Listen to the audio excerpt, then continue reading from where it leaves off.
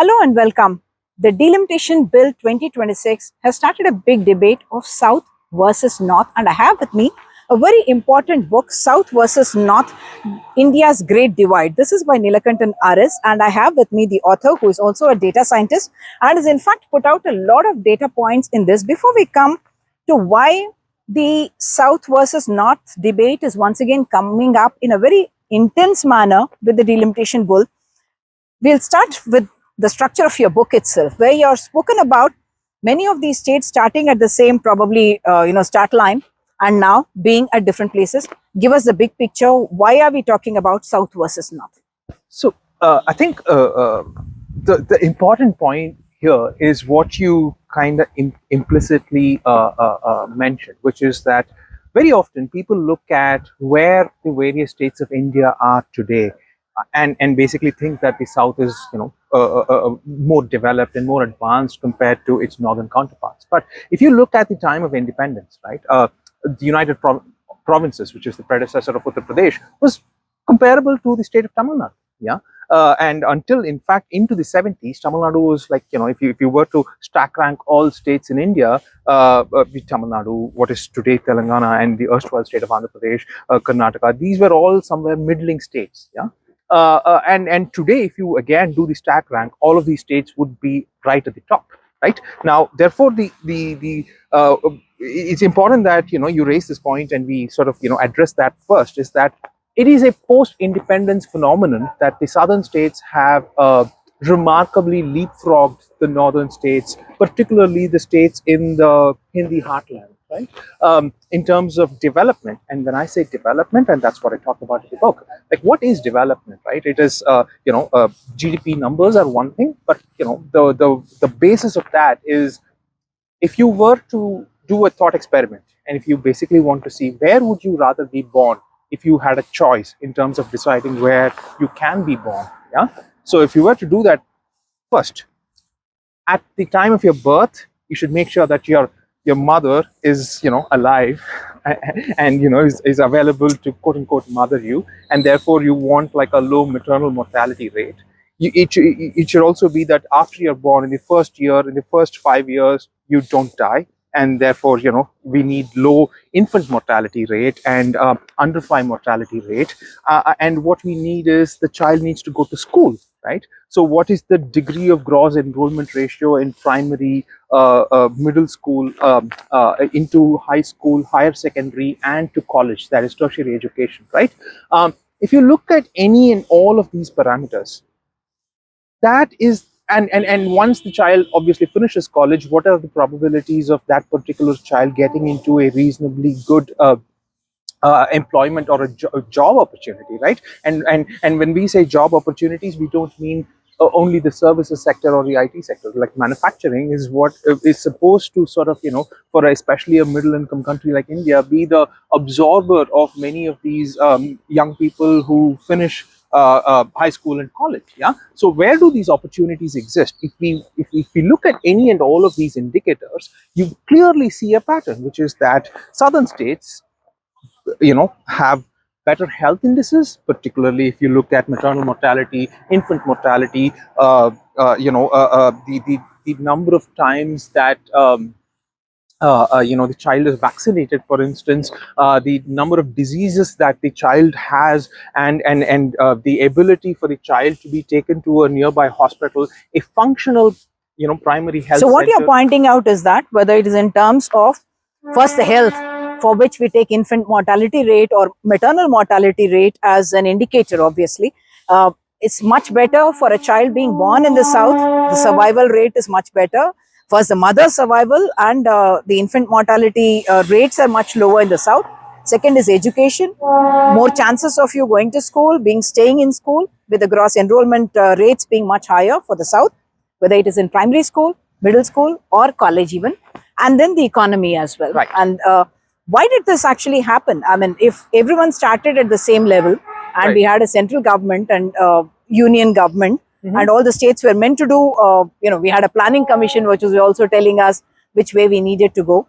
Why did this happen? This big stark difference, why did it come up? Right. So, we have to understand that health and education, particularly school education and primary sort of basic health, have been state subjects until very recently, when the union governments have, increasingly sort of taken it upon themselves, right? And therefore, these are policy experiments at the state level, and that is how our democracy was designed and is supposed to work, which is that states are laboratories of experiments in democracy and policy making, right? For instance, if you look at the state of Kerala, the state of Kerala has had an advantage for over a century. It has had remarkable sort of early education since since colonial times, because of various reasons that we can't get into at this point in time. So it's and they have sustained that post independence. But leave the state of Kerala aside. If you look at the state of Tamil Nadu, for instance, right? Why until, like I said, into the 70s, its gross enrollment ratio was not very different from central and northern India, for instance. At that time, Maharashtra and Punjab, for instance, had phenomenal sort of advantage over states like Tamil Nadu, Telangana, Andhra Pradesh, etc. Right? Why did this happen? You can simply point to a single policy experiment which resulted, for instance, in the state of Tamil Nadu's tremendous improvement in both health and in education. One, which is the midday meal scheme, right? Like until the midday meal scheme has a 100-year history, right? Like originally it was started by the Justice Party government in the after the Montagu-Chelmsford reforms. Then the Chief Minister Kamraj had like his version in 1956. Both of those things, if you sort of look at the evidence in terms of did it improve the gross enrollment ratio, it did not, right? But in the 80s, when M.G. Ramchandran had his version of it, the reason why it succeeded, obviously, was that the earlier versions failed because of budgetary support was from the state government was uneven. In the Kamraj version, in the earlier version, the colonial administration just said no because it was a colonial administration. But in the 80s, when sort of MGR came up with this, what he did was he basically set up an entire bureaucracy and fully funded by the state government, by the state government, with the taxpayer sort of bearing the burden of that. Now, it's very easy for us today to, because it's a success, to say that yeah, that's a good idea. But you have to bear in mind that the planning commission of the day back then basically said this is what we would today call a freebie. They all wanted. They said famously. Manmohan Singh, who was a member of the planning commission, then said, apparently apocryphally asked MGR, are you running schools or are you running hotels, right? So this is the level of sort of difficulties that policy making has had to sort of come through in various states to basically come up with a single policy. And many of these policies obviously fail, right? Some of them, and when they fail, they get called freebies. When they succeed, they'd be called great welfare programs. Of course. So the midday meal scheme, of course, subsequently the Supreme Court also recommended that all schools across the country, and it has been adapted and very successfully has helped retain children in school, keep them more healthy, hopefully, and also had learning outcomes. Okay. One, it was a little bit of judicial intervention / activism which resulted in that bit where, once Tamil Nadu sort of came up with the midday meal scheme, Andhra Pradesh, the erstwhile unified state of Andhra Pradesh, quickly sort of copied that, and it became a success here. But I don't think it is fair to say that it is uniformly as well administered across all states as it has been in many of the southern states, particularly the three states of Karnataka, Tamil Nadu, and the erstwhile state of Andhra Pradesh, and Maharashtra to a large extent. But the point here is that you need to understand what this does in terms of a polity. Yeah. For instance, it doesn't matter who wins or loses elections in Tamil Nadu, right? Because they went through this difficult process, right? Like M.G. Ramchandran did not have sufficient money to, put behind this policy. So what did he do? He raised sales tax, right? Now, there are two things to it. One, people may call it freebie, but and might call it fiscal irresponsibility in today's language. Yeah. But more importantly, if a government today wanted to do something like this in a different area, it will be incapable of doing that because governments today cannot do that in the GST era. They do not have the ability to raise taxes in what is, some version of sales tax or something else because they want to fund a specific welfare scheme. that is the problem that the book tries to argue, which is that that leeway that you have. yeah, like if you want to have states as independent laboratories of policy experiment, they should have the fiscal leeway in order to run those experiments. If you run all policy from Delhi with a single template in what is a large and diverse and divergent country, it doesn't matter how clever somebody is in Delhi. It is mathematically impossible to run a optimal policy from Delhi. And given that you have taken away the power of the purse from the state governments and increasingly moved that to Delhi, you've essentially started running this country like a small European country, except this is an extremely large country of 1.5 billion people with extremely diverse, divergent states. Right? Let us go with some examples now. You spoke about how, just in the case of education, the fact that they adopted such a scheme was very, very beneficial in terms of enrollment, in terms of people getting, the children getting better nutrition, getting girls to school as well. But when you centralize the same thing, I remember this, we talk about the national education policy, which was meant to kind of bring everyone on the same page. But you have pointed out in your book as well, the fact that what you have set as a goal is something that the state may have already achieved. I want you to elaborate on that. Right? Like if you look at the national education policy, it sets the policy goal of 35% gross enrollment ratio in the year 2035, if I'm not wrong. And do you know what Tamil Nadu's gross enrollment ratio in the last year for higher education was? It's 54 or 55%. Now, what does Tamil Nadu do for the next decade and a half or decade, right? Like, does it, sit and twiddle its thumbs? That is not the way in which you run reasonable sort of policy prerogatives for such a large country. We elect state governments in the hope that they reflect the aspirations of the local people, and they want governance for people who have elected that government. Instead, if we essentially let Delhi set all of these policies, what we are doing is rendering state governments, and remember, most states in India are larger than most European countries, right? Like, the state of Tamil Nadu, for instance, is as large as Germany. Nobody in their right mind will say that Germany should, we shouldn't set policy and all policy should be set in, the European Union or some version thereof, right? Like, that does to the education, spending itself is that the priorities are going to change, isn't it? Dramatically change, right? Like,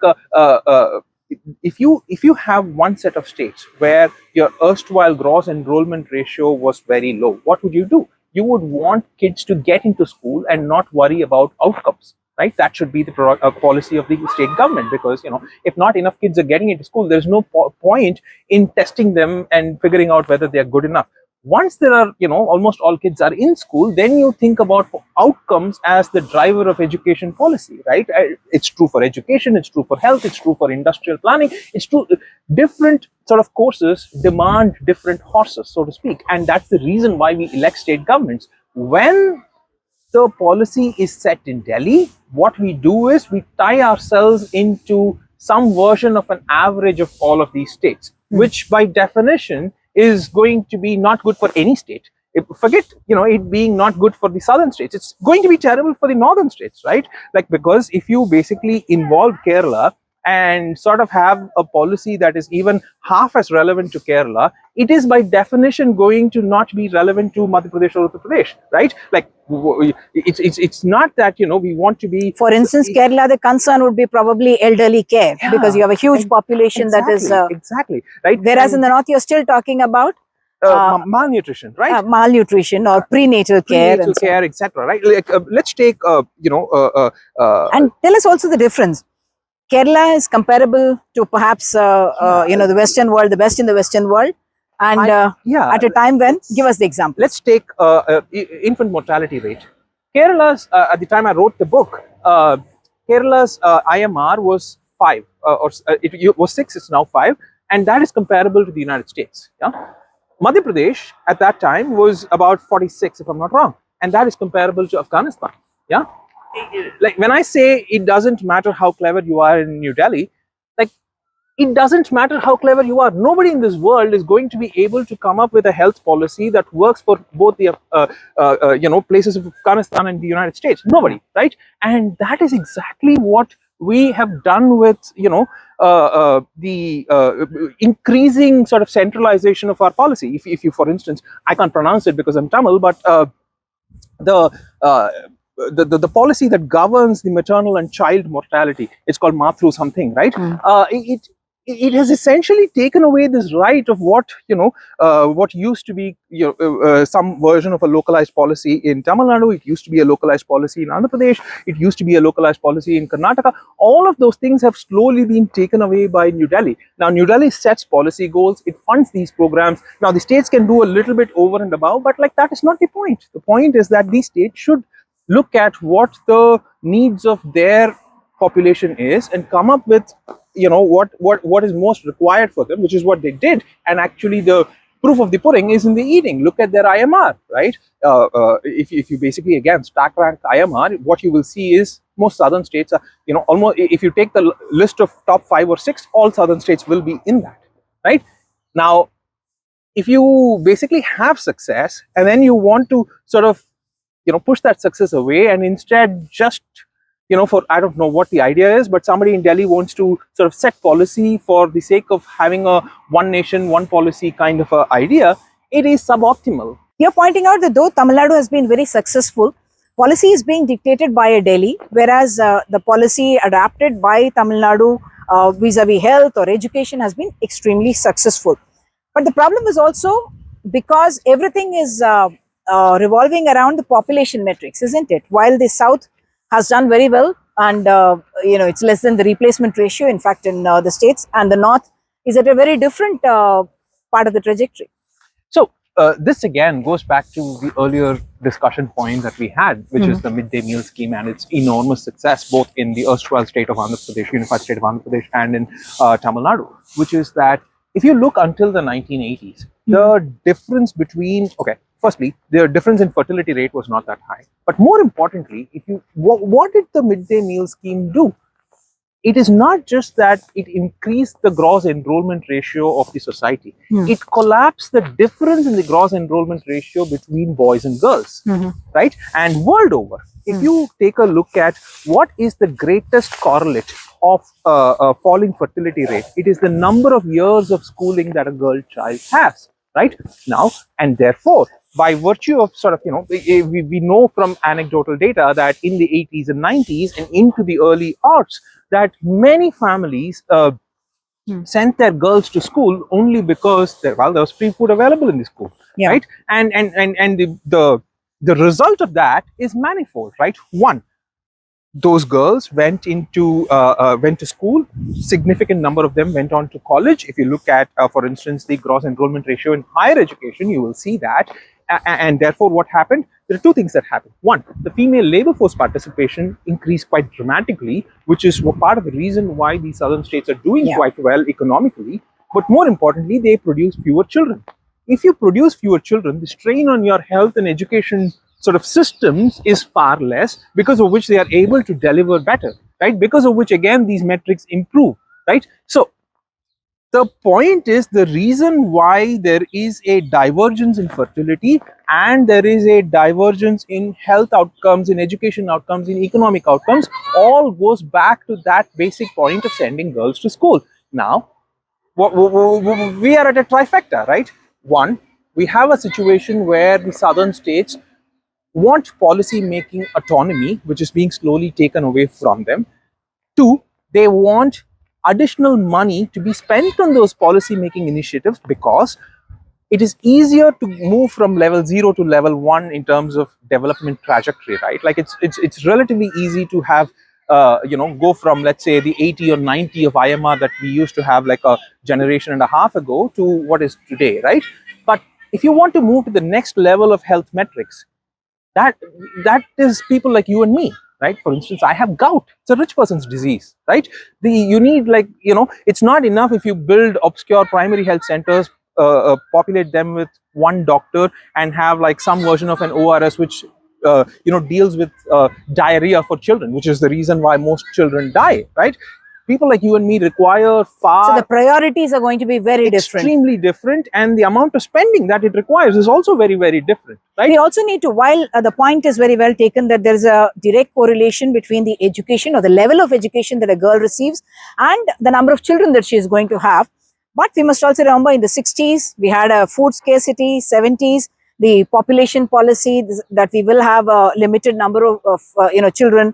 Hum do hamare do was the policy of the government, and the southern states did implement them with a lot more sincerity, should I say. That's what I'm saying. It was the stated policy goal of the Indira Gandhi administration that we wanted to control policy because, well, we had famine-like situations, right, which was only averted by, American aid, right? Now, the point is, it is not how does a government respond is the actual question, right? Now, it's very easy for a government to say, okay, women, you shall not have more than 2 children, which is what like a slogan hearing is. But that is, if you look at every single society in the world, right, that's not the reason why women stop having children. The reason why women stop having children is because they have an education. The greater the number of years of education, the fewer the number of children that they have. And you actually give an example of Iran there. Yes. So, Iran in 1980 used to have a fertility rate of 6, right? It's now way below replacement, right? And that is an Islamic society which is governed by a theocracy, right? Which insists on, family planning to them is anathema, right? And yet, if you look at that, they essentially have ended up with like a fertility rate way below replacement, only because Iran also has a gross enrollment ratio of women in higher education actually exceeding that of men. That is the only reason, right? Now, again, what we could say is, well, what North India could argue is, well, you did not quote unquote control population. All you did was an unrelated policy in health and education and in midday meals, which ended up lowering your fertility.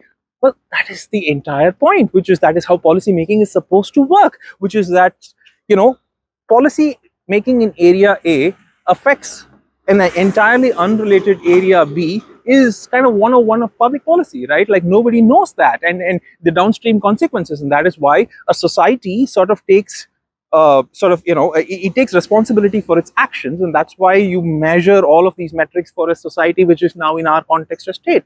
You give us that example which you have quoted in your book about where Kerala was, where Rajasthan was, and what happened. I mean, it could be implementation of family planning itself, other than the metrics of, like you mentioned, better health facilities and women going to, educational institutions. So, if you look at the data for 1971 to 2011, 2011 is still the last census that we have, Kerala's population increased by 56%, right? In the same time period, Rajasthan's population grew by 170%, if I'm not wrong. It's been 4 years since I wrote the book, so I don't have the data right off the top of my head, but like, somewhere in the between 165 to 175%, right? Yeah. Like this is almost more than 3 times the population growth rate of Kerala. So now, you started off at the same place. Here it is 56 and there it is grown at huge numbers. Huge numbers, right? Now, this is the basic problem that much of the commentators are focusing on.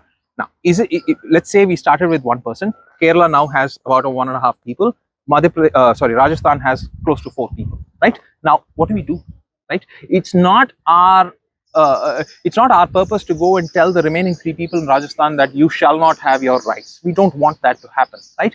And it is unfair to go and tell Kerala, because there are 4 people there, we are going to take away some of your resources and hand it over to them, because this is hard-won sort of, you put in the hard work. Yes, and you're getting it. And you're getting it, right? So what do you do in such a situation is the actual question, right? Unfortunately, the debate in Delhi never sort of looks at the cost benefit of individual societies. Instead, it looks at India as a single unit and tries to optimize for it. The moment you start doing that, there are no good solutions. It will not happen. The only reasonable thing then to do is basically say that Delhi's power over all of these states should significantly reduce, right? So that these states make their own decisions to the maximum extent possible and depend on Delhi as little as possible. And hopefully then over time, all of these states which now do not have as good metrics with their own. So it's not, you know, Kerala's or Telangana's or Andhra Pradesh's or Tamil Nadu's or Karnataka's you know, purpose to go tell Rajasthan or Madhya Pradesh or Uttar Pradesh how they should run their policy. It's not, right? Just like it's not Delhi's purpose to tell these states how they should run their policy. So the people of those states should vote, just like how, for instance, the midday meal scheme warranted a sacrifice on the part of society to pay higher sales tax, and therefore it has become like a shibboleth of the state, in that no government can ever touch that, right? Like these are our kids, they need to go to school, therefore we will pay higher taxes, is now an understood phenomenon in Tamil society, right? It's true for the erstwhile unified state of Andhra Pradesh as well. Now, what will be the equivalent in Rajasthan, or what will be the equivalent in Madhya Pradesh, or what will be the equivalent in Uttar Pradesh is something that those societies have to come up with by themselves. We cannot tell them. That is the point of democracy, right? Like, again, this is something I quote in the book, which is that, you know, the point of democracy is not perfect outcomes.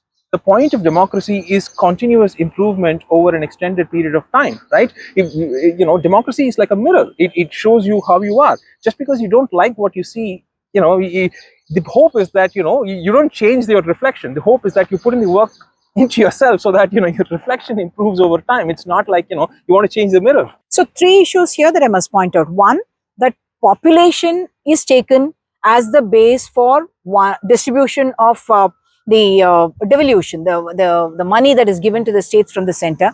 The second is the fact that increasingly the center is controlling that devolution, that money itself, and how much money you have gives you the leeway to what policy you. So your ability to formulate or influence policy is also getting limited because of the amount of money that you're getting, and therefore your voice is going to also suffer. So population being the basis for making of policy, so your political power, that's where we are concerned about delimitation, and second, the devolution of financial resources. Right. So a good way to look at this would be to look at, you know, every year for the last several years, it's been Ms. Nirmala Sitharaman. When she presents her budget, it would be useful for all of your listeners to just go and look at the budget document, right?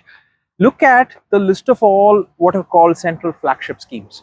Close to 90-95% of all of them happen to be on state subjects, right? And if you basically sum all of this up, like I think the last budget, it came up to over 5.5 lakh crores or something like that. How is that even fair, right? You know, if you just send that money back to the states and let them do whatever it is that they want to run their own policy, no union government, it doesn't matter whether it is BJP or Congress, right? Like the point of, you know, when we put people in positions of power, they want to accrue more and more power in the positions that they occupy. That's human nature, right? But as a political sort of society, it's our job to say that, you know, we want power in places that are closer to us in terms of governance and not in faraway Delhi, right? And that is the point, right? Like, it is not, if we don't have that polity, what will happen is that, you know, in education, again, it's a policy name that I can't pronounce, but essentially some version of you know, the Sarva Shiksha Abhiyan. Sarva Shiksha Abhiyan, yes, that's what it is. And in health, again, it's Matru, I forget the name, but the point is that all of these policy goals set in Delhi basically tell state governments, these are the various sort of metrics that you need to sort of achieve. These are the reports that you need to generate. This is a staffing model for all of this. And with the NEP, this will be the syllabus and the pedagogical method, right? Like, if you sit in Delhi and sort of decide this for Telangana, how is this going to work, right? And more importantly, why no state, the chief minister here, Mr. Revanth Reddy, is not going to say, you know what, I stand on principle and I'm going to say no to this because, like, it's a pot of money. Which chief minister in their right mind, doesn't matter which party that they belong to, is going to say no to money, right? That is the problem. Two things that you pointed out. One, that the huge, the fiscal resources that are available to the union government, first of all, that it is not devolving the amount of money that the state should rightfully get. The second part is that they are dictating the format in which this will be spent. So when you're saying centrally sponsored schemes, what it means is that if you had an Arogyashri here, which was hugely successful, you're replacing it with the Ayushman scheme of the center, and you want them to implement it in that template. Exactly, right? And many of these schemes may not even be, like, you know, relevant or useful. For instance, take the biggest sort of DBT scheme that there is. It's the PM Kisan, right? Now, you know, agriculture is complicated and it is emotionally charged. However, if you look at the southern states and if you look at the contribution of agriculture to their economy, it's very, very limited. The state of Tamil Nadu, for instance, now has single digit people who depend exclusively on agriculture, right? In such a state, and it is a highly industrialized state with, like, more and more centers of manufacturing, particularly in high-end manufacturing such as semiconductors, etc., right? And we must point out here that 42% of the women in the country who are in such establishments manufacturing come exclusively from Tamil Nadu. that state, right? Now, in such a state, what you want is, you do not, like, agriculture is deeply problematic in the way in which it's practiced in India, because it results in extreme environmental damage. There are n number of issues with it, right? Now, the question that a state government has is, we still, there is a good number of people who would argue that, for historical and other food security reasons, we should still sort of, sustain agriculture in its current form. Sure. But the point is that it may be true for Madhya Pradesh, it may be true for Uttar Pradesh. Is it true for Tamil Nadu, when there are only 4 to 5% of people who depend almost exclusively on agriculture? It's probably wise for the state of Tamil Nadu to basically pay farmers to say, you know what, don't farm that much, go do other things in life. The state of Uttar Pradesh, for instance, cannot do that, right? And therefore, it needs to arrive at other solutions. But instead, if you sit in Delhi and have a PM Kisan, which is some way of essentially a salary for farmers, which is what it is, right? It collapses this distinction of what states can and must do. Some states can afford it and therefore will probably pay farmers to just get out of agriculture. Some states cannot afford it and therefore will probably pay farmers something else in either cash or kind to sort of stay in agriculture. What each state should do should be left to that particular state's development trajectory, right? Instead, what we have is a single gigantic sort of a PM Kisan.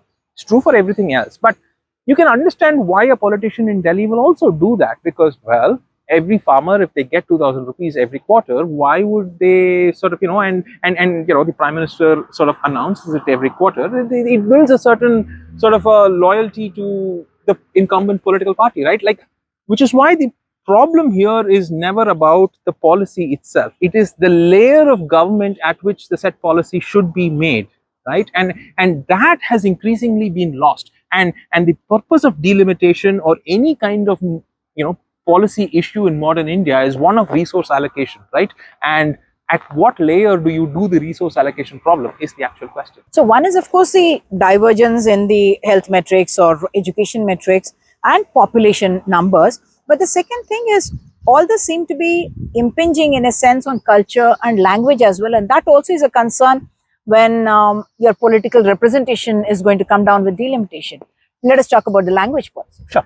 That is true, which is that if you look at Europe, for instance, which is the place where the concept of a nation state originated, they are societies that organize themselves on languages are what are nations, right? Like, what is France? So it's the society of French people. Same with Germany, same with Italy, so on and so forth, right? Except, there are exceptions here and there inside their societies, right? India also, in that sense, Sardar Patel said it's a linguistic state. So. Yeah. Now, if you, and going by that logic, if you sort of look at, Tamil society or Telugu society or Marathi society, so on and so forth, these are, whatever, historically they have been sort of thought of themselves as societies in and of themselves and by themselves, right? Now, the Indian Union is a project that these societies came together and arrived at. As long as we have that compact, in that the Indian Union is what the people agree and that it comes from bottom up, it's a good model to go by. Instead, if you flip that coin and basically say, you are Indian and therefore you shall do this, that's when it gets problematic, right? And take the NEP, for instance, right? What it says is that, it makes these sort of, the initial draft of it had explicit references to Hindi. They, of course, took it out. The current version of it, which is sort of in vogue, basically says, firstly, there's a 3-language policy, right? Now, this is a country which has abysmally low outcomes in education. A child in 8th grade can usually read and write at the level of 2nd grade, right? A child in 8th grade can do arithmetic at the level of a 3rd grade. In such a classroom, do you want that child to go through the trouble of learning a third language instead of basically making them read and write the first language better, or or do arithmetic better, or learn sciences better? It's an absurd political project to have like a third language imposed.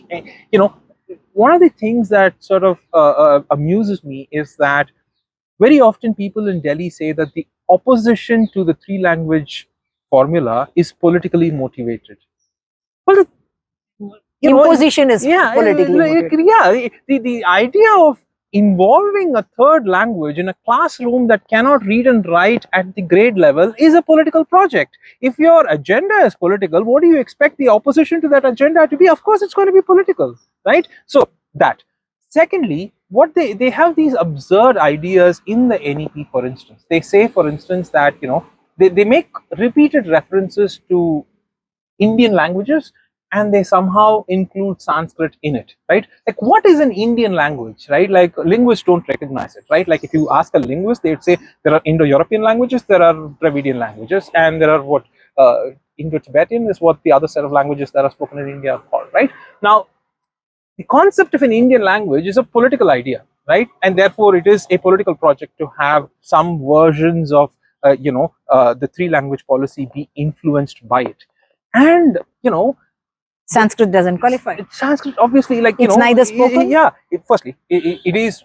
If you ask a linguist, they would say that it's a dead language. Now, there may be people who are passionate about it and therefore want to learn it. Well, I'm passionate about, I don't know, some other obscure language. That's my personal side project, right? Like, I want to learn Swahili, I go learn Swahili. You want to learn Sanskrit, you go learn Sanskrit, right? Like, nobody's stopping you from it. But the point is, the origin of Sanskrit, if you go ask linguists, they'd probably say it's from Central Asia, right? Now, there are enough people in India who disagree with that, but that's a esoteric debate.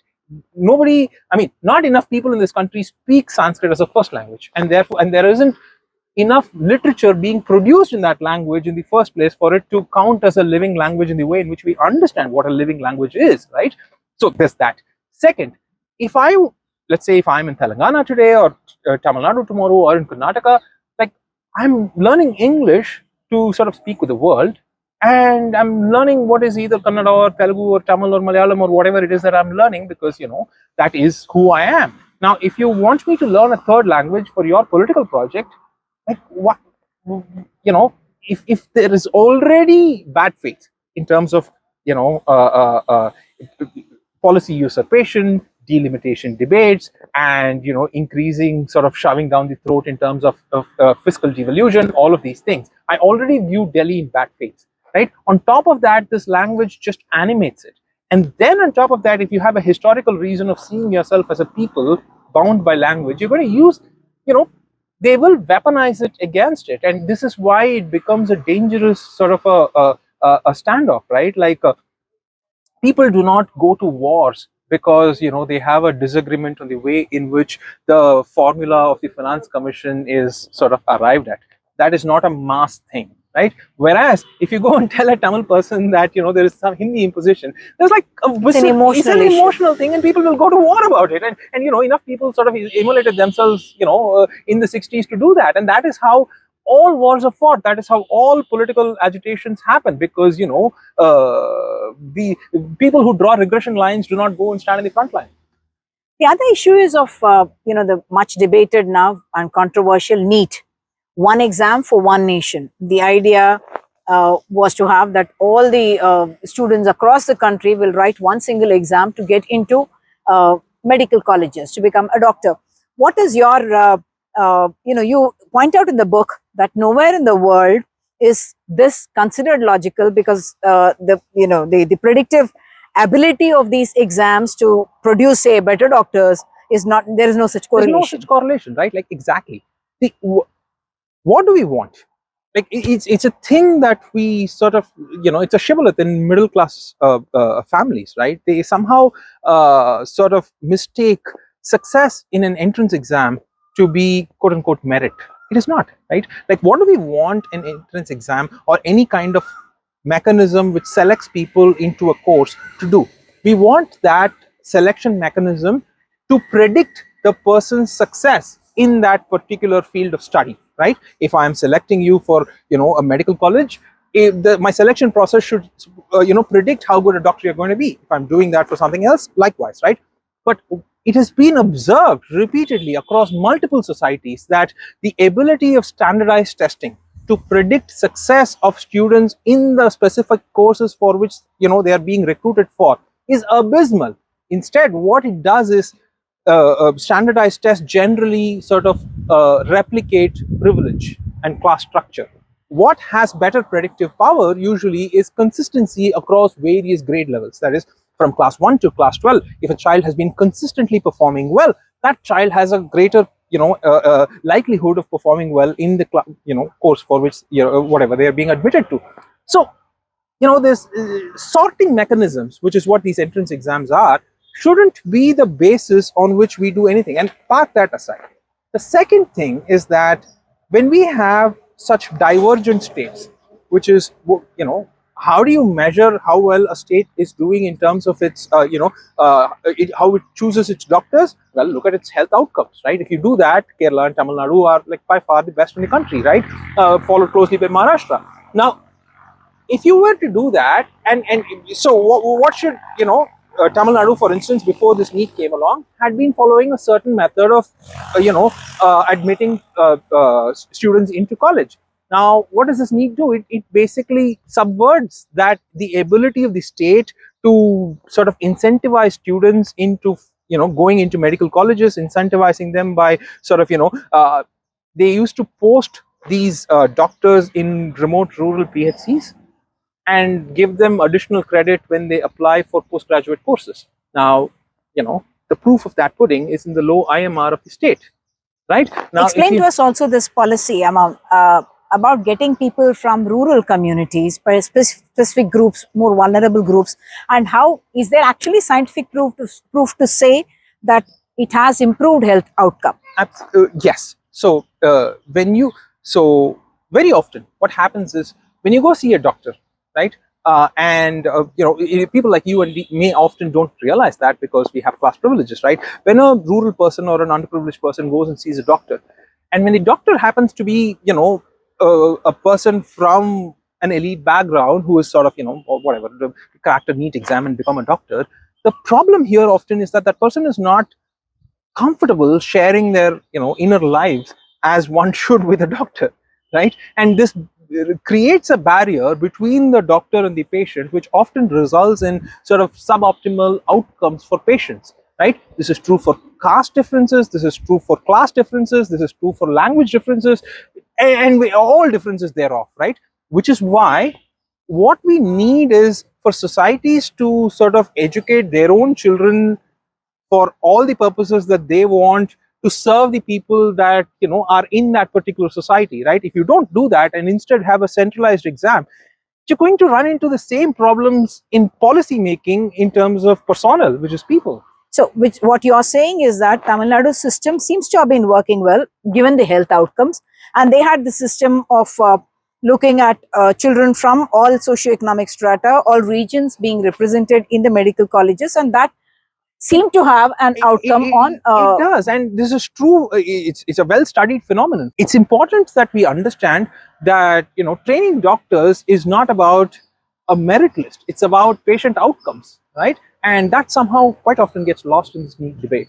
So while in the NEET debate, we also talk about the fact that NEET debate seems to presume that you come from a particular, say CBSE background and not a state syllabus background, which may actually put you at a disadvantage and not being able to go through a competitive exam of that sort.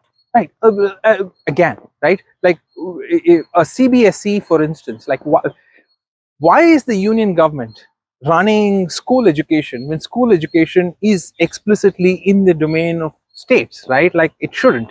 And if you have an exam which is based on the syllabi of one particular whatever stream or board, of course students who take that are going to do better. To say one is better than the other is to miss the point of how merit is judged in the first place, right? Which is why I'm saying which is part of the reason why, like we saw earlier, the ability of these exams to predict who will become a good doctor is abysmal. The crux of the issue is that the center controls the purse strings, isn't it? Even though the revenue is being generated by the higher GSDP states like Telangana and Tamil Nadu, and yet the devolution is very unfair. I mean, just for the benefit of our viewers, that there is a finance commission, then you have the central grants, then you have the discretionary grants, isn't it? Central schemes and then the discretionary grants. Explain to us why it is an unfair system. So, most people who are watching this, if they're people like you and me, we pay very little taxes to the state and local governments, right? Our property taxes are low.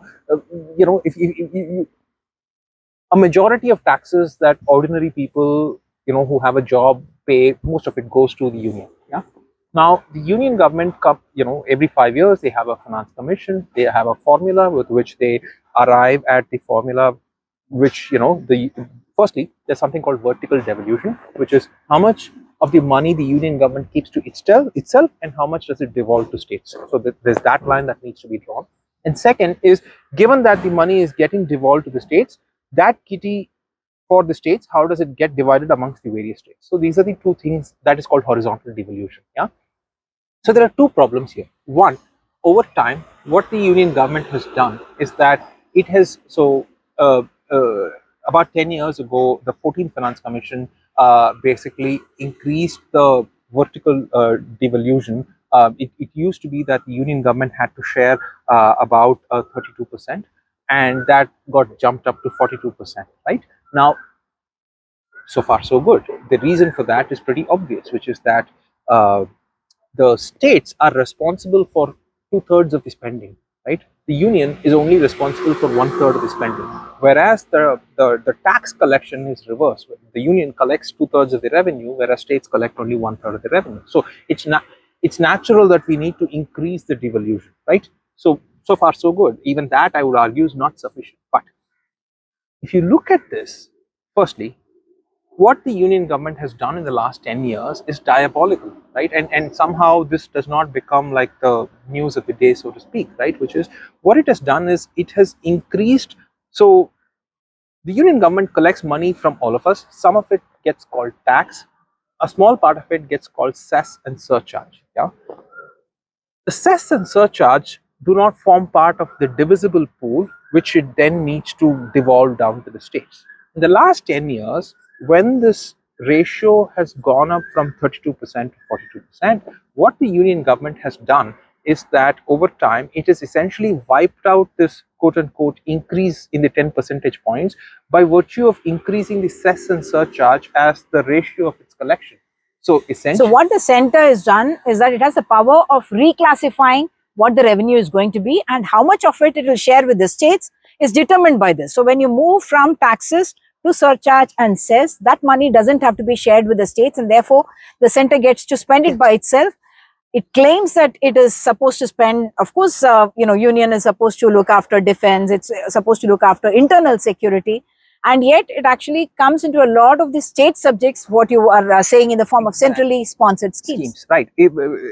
That, in fact, that has been the argument of union governments for a very long time, which is that they would argue that defense, what they call strategic spending, a combination of defense, foreign affairs, things of that nature, right? Except if you look at their spending over time and the ratio of these, what they call as strategic, as a ratio, it's actually fallen down, and their ratio of spending in state subjects has gone up, right? So the data belies their own kind of argument, so to speak, right? And yet what they do is they put that as a canard and continue sort of arguing this with every finance commission. And because finance commissions are generally kind of they just take what the union government says it's face value, they just keep buying this argument again and again and again.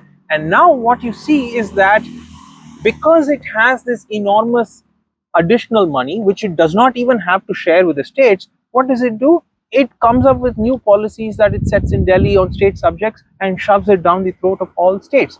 Now, so that's one part, right, which is the horizontal devolution. The second part is the vertical devolution. Second part is the horizontal devolution. In the horizontal devolution, what happens is, what is the ratio in which you sort of divvy up the money across the various states? If you look at that,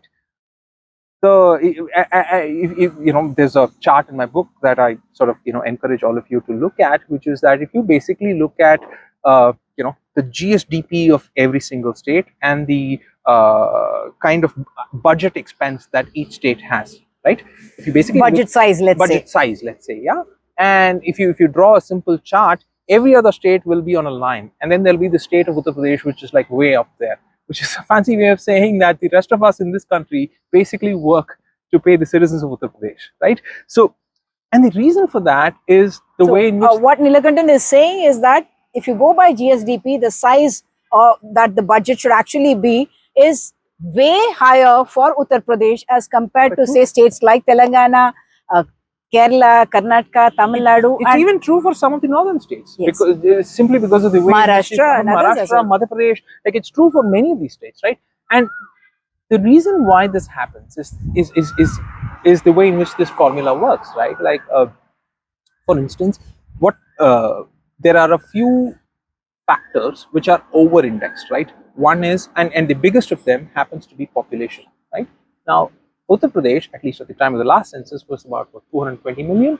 Now it's even higher, right? Now, if you have a single formula, right, and you have the population of that state be the most important factor, because we need to understand there are a few other factors that they have, such as area of the state, the economic backwardness, what they call as revenue performance or tax performance that they call. They have a series of these other factors, but the problem is that because they want an easy method to kind of rationalize this across states, they standardize or normalize every other factor with the population of the state, right? When you do that, even when you, for instance, when the 15th Finance Commission came up, one of the things that it did was it sort of, until then, what we used to happen was that we used to take 1971 census data as the basis for this sort of sharing, so to speak, right? The 15th Finance Commission decided to take a part of 2011 census. Now, many of us sort of raised a hue and cry, saying that, this is unfair to southern states because we have achieved lower fertility rates, which was your intended policy, and now how is, this is like a punishment for success, so on and so forth. At that point, what the Prime Minister's office told us, or promised us, was that we will have, quote unquote, demographic performance as a metric in this formula, right? When the 15th Finance Commission report came out, it did do that, except what it did was it sort of, okay, let me give you an example. The way in which the formula works is 1 by TFR, right? TFR is a number in states, total fertility rate, right? Like in states, like in southern states, it's probably 1.8 or 1.9. In Uttar Pradesh, Bihar, it's a little bit above 2.1, say 2.5. Bihar is at 3.2. 3.2, right? Now, it used to be at 3.2. I think the latest data shows it at 2 point something, right? But anyway, the point is that this number is going to be some number between, let's say, 0 and 1, like around 0.2, 0.3, something like that. But if you normalize this with 200 million for Uttar Pradesh and at, let's say, 70 million or 75 million for Tamil Nadu, or 30 million for 33 million for Kerala, obviously by the simple law of large numbers and, the ability of 200 million to just overpower everything, when you normalize it using that, is basically, that's the reason why Uttar Pradesh sort of lives somewhere up there at the top of the chart, because what they do is population becomes such an important metric in the way in which they allocate funds or devolve funds down, that it basically not only is a metric by itself, it affects every other metric by proxy, because of which it has a ballooning effect, right? And because of that, what happens is we have this lopsided sort of devolution situation. Now, that is what the chief ministers of Telangana, Kerala, Tamil Nadu, Karnataka, everyone's complaining. That's complaining about, right? Like, the chief minister of Karnataka, for instance, the previous chief minister, Mr. Sudhir, in fact, went on some kind of a dharna in New Delhi, saying that, for every 100 rupees we send, we get only about, I don't know what is Karnataka's number, is 29, 13, some number, right? Whereas Uttar Pradesh gets 250 rupees, right? Now, that's one way of looking at it. But my advice to chief ministers from the south would be that, instead of looking at horizontal devolution, you should look at a better metric, which is vertical devolution, right?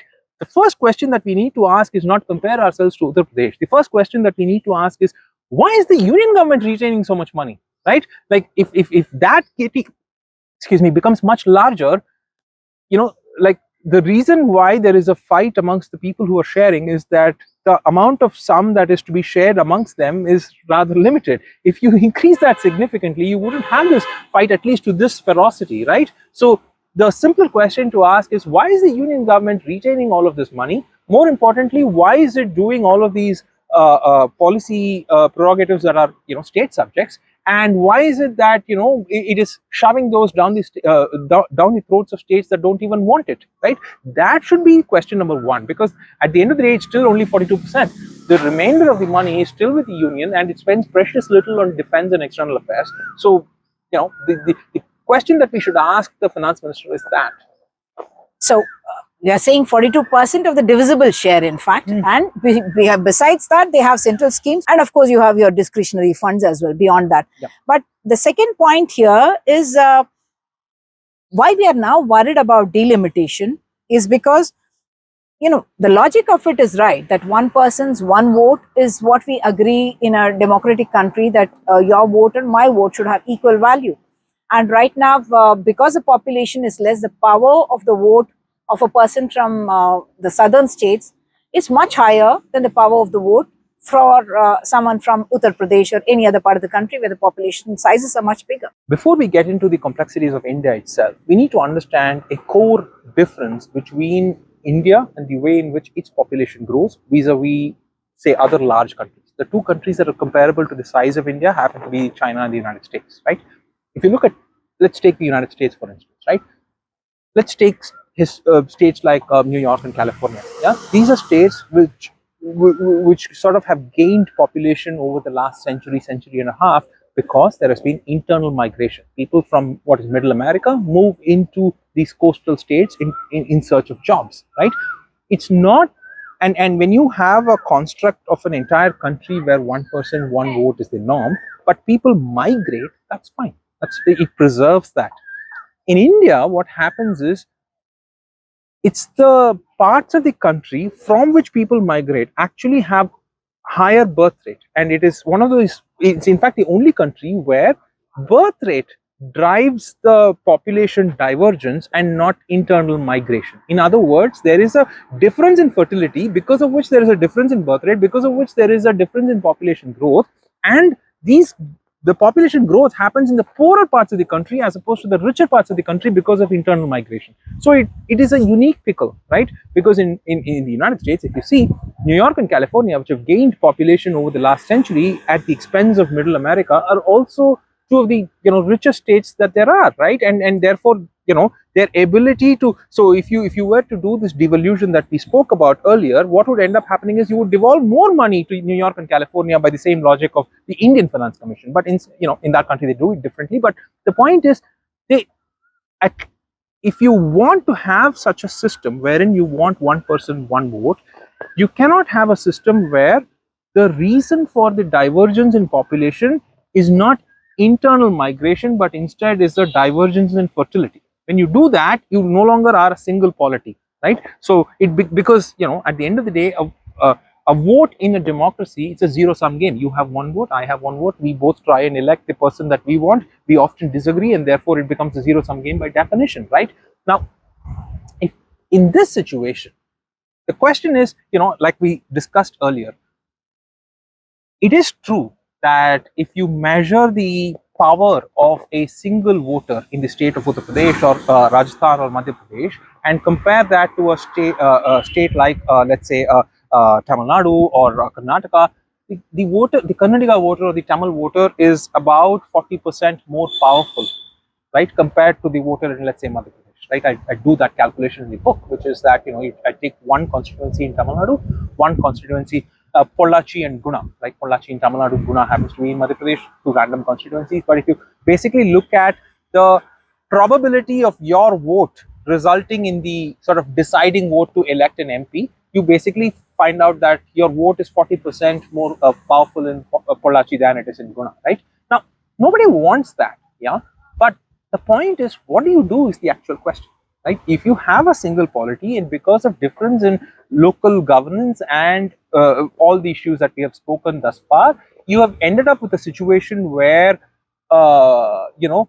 the state that did what it was asked to do ends up being politically not more powerful politically, but the individual voter ends up having greater say in electing their MP, which is what. So trying to correct that is the exercise of delimitation. But Delimitation. what is it going to do to the voter in Tamil Nadu or the state of Tamil Nadu compared to the state of, let's say, Uttar Pradesh? See, if we do that, what will happen is you're essentially telling the voter of Tamil Nadu that because you sent girl children to school, because those girl children then went on to sort of go work in factories and ended up improving your GDP as it was the intended policy, they produced fewer children. Therefore, we are going to punish you with lesser political power in Delhi. And why is this important? Because that MP or political power in Delhi again decides how much money comes back to you, like all the things that we have discussed. So it becomes like a sort of a vicious cycle down the road, right? Because you did well in terms of population policy, you end up having fewer MPs. Because you have fewer MPs, you have lesser money to come to you, and and when lesser money comes to you, then you end up becoming like less healthy, have less of an education. Like the purpose of governance is to realize the aspirations of the people who elect that government, which is what the state government is, right? When the government does all of it, and the reward for that is to take away everything that it did, it becomes, then why do we have a government is the basic question, right? So then take the other side of the coin. Nobody in their right mind wants like the person in Uttar Pradesh or in Bihar to not have as much of a representation, or it is not, we don't want them to suffer, right? It's nobody's thing. So then how do you solve this problem is the actual question, right? The answer to that goes back to, well, if the prize that you're fighting for is power in Delhi, and as we have decided, the power in Delhi is what makes all of these states end up in this sort of fight amongst themselves, make the prize less sort of desirable. That is the answer, which is that when we devolve power back to the states, right, and when New Delhi exists only to run sort of defense or external affairs or things of that nature, and not these sort of extended flagship programs that Ms. Nirmala Sitharaman comes and presents in the budget year after year, then the clamor that exists in order to sort of win power in Delhi or have an MP that reduces that much. So it's a very idealistic solution that you're giving. No government, no party, whether it's the BJP or it is a Congress or any other alliance, let's say, is going to agree to something like that. While that sounds like the logical thing to do, the second part of the argument would be that when Jawaharlal Nehru or when we became independent, even at that time, we tilted towards being more, having more central powers than state powers. In your book, you have tried to give solutions. That's where you actually said you started writing the book to talk about the solutions. And yet, this is not adequately debated, not discussed. Yeah, because, and let's begin. You're right in that, B.R. Ambedkar famously, when he tilted the power of the union a little bit more, I mean, the union had a lot more power than state and local governments. And in his mind, the purpose was that he thought that there would be elite capture at the local level. We are a caste-ridden society, and that was a genuine fear to have. And therefore, he thought, the union would actually be a safeguard. What he did not realize probably was that, well, the same elite capture can happen in Delhi, right? Which is, you and I might have a different point of view on that, but any government is open to elite capture. You might as well have 100 governments where 30 of them have elite capture and 70 of them don't, vis-a-vis having the single government in Delhi, which is the all-powerful government, have elite capture of its own, right? So there's that. And we could also argue that in 70 years, maybe, at that time, having elite capture with the degree of, extreme ugly casteism was a genuine fear. I'm not trying to argue that we don't have extreme ugly casteism now. We probably do, but at least the degree of awareness about it has increased dramatically, and therefore you could probably have, just like states are laboratories of policy experiment, you could have local governments that are laboratories of experiments in power sharing between various communities, right? Whatever that. The other logic was also, of course, about keeping India unified and not having the states move away. Right. And that, my argument here is, if you have this, that is exactly what will happen, right? Like if you look at erstwhile Yugoslavia or the Soviet USSR. Union, right? Now, geopolitical events acted as a precipitating event, but the fundamental reason as to why those countries broke is because they their actual interests started diverging, and they started diverging about 20 years prior to the actual break, right? Like, if you continue this path of extreme centralization, the interests of Uttar Pradesh, Bihar, Madhya Pradesh would be dramatically divergent from the interests of Telangana, Tamil Nadu, and Kerala, right? Like, the India is a sort of a idea that should exist and come from bottom up as a union. Now, if you're driving it from top down, and if people do not agree with it, you're going to end up like a Soviet Union. Which is why, while I agree with you that the solution that I propose might sound idealistic, in that Delhi should voluntarily, quote unquote, relinquish power, which no politician in his right mind would. But unless the polities of various states sort of look at this and say that is the only reasonable option, because short of that, you're going to end up with, like, what would you rather have? Would you rather have some version of some relinquishing of power and decentralization voluntarily by Delhi, or you sort of lay the foundation for what will be Soviet Union in 30 years? That's a question for people to ask.